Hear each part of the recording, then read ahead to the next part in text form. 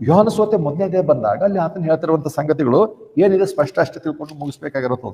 ಯಾಕಂದ್ರೆ ಯೋಹಾನ ಸುವಾರ್ತೆ ಮೊದಲನೇದಲ್ಲಿ ಆತನ ಹೇಳ್ತಿರುವಂಥದ್ದು ಯಾರ್ಯಾರು ಆತನ ಅಂಗೀಕರಿಸಿದ್ರೆ ಯಾರು ಅನ್ಯರು ಬಂದು ಅಂಗೀಕರಿಸ್ರಿ ಅಂತ ಹೇಳ್ತಾ ಇಲ್ಲ ಅಲ್ಲಿ. ಯೋಹಾನನು ಅನ್ಯರಿಗೆ ಸುವಾರ್ತೆಯನ್ನು ಬರೆಯಲಿಲ್ಲ. ಇಲ್ಲಿ ಯೋಹಾನನು ಬರೆದಿರುವಂಥದ್ದು ಏನು ನಂಬೇಕು, ಹಿಂದಿಂದ ಮುಂದಿಂದ ಯೆಶಾಯ ಗ್ರಂಥದಲ್ಲಿ ಹೇಗ, ಯೆಜ್ಕೇಲ ಗ್ರಂಥದಲ್ಲಿ ಹೇಗ, ಆಮೇಲೆ ಇಲ್ಲಿ ಹೇಳ್ತಾ ಇಲ್ಲ.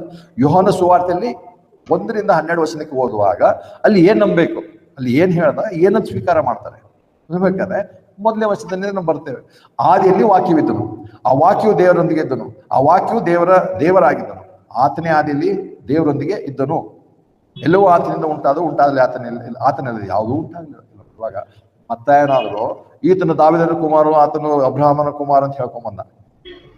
ಆತನ ಸಂತತಿ ಎಲ್ಲ ಬರ್ದ, ಇವರ ಮಗ. ಲೂಕನ ಸುವಾರ್ತೆ ನೋಡಿದಾಗ ಆದಾಮನಿಂದ ಬರ್ಕೊಂಬಂದ. ಮಾರ್ಕನ ಏನನ್ನು ಬರಲಿಲ್ಲ. ಯೋಹಾನನು ಬರುವಾಗ ಅವೆಲ್ಲ ಬರೆಯಲಿಲ್ಲ.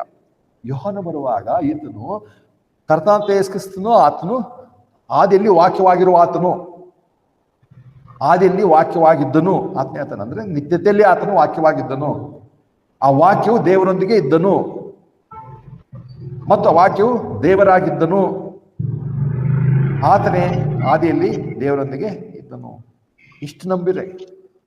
ಅದನ್ನು ಬಿಟ್ಟು ಇಲ್ಲ ವಾಕ್ಯ ಅಂದ್ರೆ ಇವಾಗ ಕೆಲವು ಬಂದ ಅವ್ರಿಗೆ ಎಲ್ಲೆಲ್ಲಿ ಅರ್ಥ ಅವರ ಅನಿಸಿಕೆ ಆಗಲ್ಲ ಅಥವಾ ಅವ್ರ ಸಮರ್ಥನೆಗೆ ಉಪಯೋಗ ಆಗಲ್ಲ. ಅಲ್ಲಿ ಗ್ರೀಕ್ ಪದದಲ್ಲಿ ಹೀಗೆ ಹೇಳಿದೆ ಕೆಲವರು ಬಂದಿದ್ದಾರೆ, ಗ್ರೀಕಲ್ಲಿ ಹಿಂಗೆ ಹೇಳುತ್ತೆ. ಕನ್ನಡದಲ್ಲಿ ದೇವರು ವಾಕ್ಯ ಕೊಟ್ಟಿದ್ದು ನಮಗೆ ಕನ್ನಡದಲ್ಲಿ ಓದಿ ಅರ್ಥ ಮಾಡ್ಕೊಡ್ರಿ. ಹಾಗಾದ್ರೆ ಈ ಕನ್ನಡ ತರ್ಜುಮೆ ಎಲ್ಲ ವೇಸ್ಟಾ? ಎಲ್ಲ ಏನು ಗ್ರೀಕ್ ಹಿಡ್ಕೊಂಡು ಓದ್ಬೇಕೆಲ್ರು?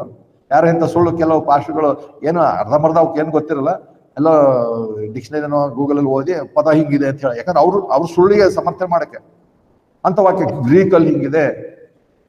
ಇವಾಗ ಶತಕಗಳಿಂದ ತರ್ಜುಮೆ ಕನ್ನಡ, ಇಂಗ್ಲಿಷ್ ದೇವ್ರ ವಾಕ್ಯ ನಮ್ಗೆ ಕೊಟ್ಟಿದ್ದಾನೆ ದೇವರು. ನಮ್ಮ ಪೂರ್ವಜರು, ನಮ್ಮ ತಾತ ಜನರೆಲ್ಲ ಈ ವಾಕ್ಯಗಳು ಕನ್ನಡದಲ್ಲೇ, ಅವ್ರಿಗೆ ಇಂಗ್ಲಿಷ್ ಗೊತ್ತಿಲ್ಲ, ಗ್ರೀಕ್ ಇಲ್ಲ, ಅವರೆಲ್ಲ ನಂಬಿ ಸತ್ವದ ರಕ್ಷಣೆ ಹೊಂದಿದ್ದಾರೆ. ಯಾರು ನಿಜವಾಗ್ಲೂ ನಂಬಿದಾರೋ ಅವ್ರು ರಕ್ಷಣೆ ಹೊಂದಿದ್ದಾರೆ. ಅವ್ರು ಗ್ರೀಕ್ ಪದ ಅರ್ಥ ಮಾಡ್ಕೊಂಡಿಲ್ಲ. ಈ ಸುಳ್ಳು ಬೋಧಕರು, ಸುಳ್ಳು ಹೇಳಂತ ಕೆಲವರು ಇದ್ದಾರೆ, ಏನು ಅವ್ರಿಗೆ ABCD ಗೊತ್ತಿಲ್ಲ, ಆದ್ರೆ ಅವ್ರು ಗ್ರೀಕಲ್ಲಿ ಹೀಗಿದೆ, ಅಲ್ಲಿ ಹೀಗಿದೆ. ಅರೆ ಇದ್ರಲ್ಲಿ ಗ್ರೀಕಲ್ಲಿ ಏನಿದೆ, ಇದು ಓದ್ರಿ. ಗ್ರೀಕ್ ವಾಕ್ಯವಾದ ಲೋಗೋಸ್ ಏನ್ ಪದ ಇದೆ ಅರ್ಥ ಇದೆ ಓದ್ಕೊಳ್ರಿ.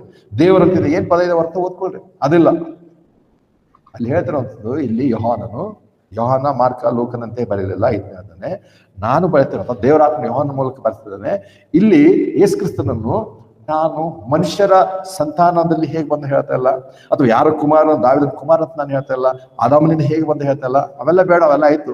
ನಾನು ಹೇಳೋದ್ರೆ ಕರ್ತನಾದ ಯೇಸು ಕ್ರಿಸ್ತನು ಆದಿಯಲ್ಲಿ ಇದ್ದನು, ಆತನು ವಾಕ್ಯವಾಗಿದ್ದನು, ಆತನು ದೇವರೊಂದಿಗೆ ಇದ್ದನು, ದೇವರಾಗಿದ್ದನು.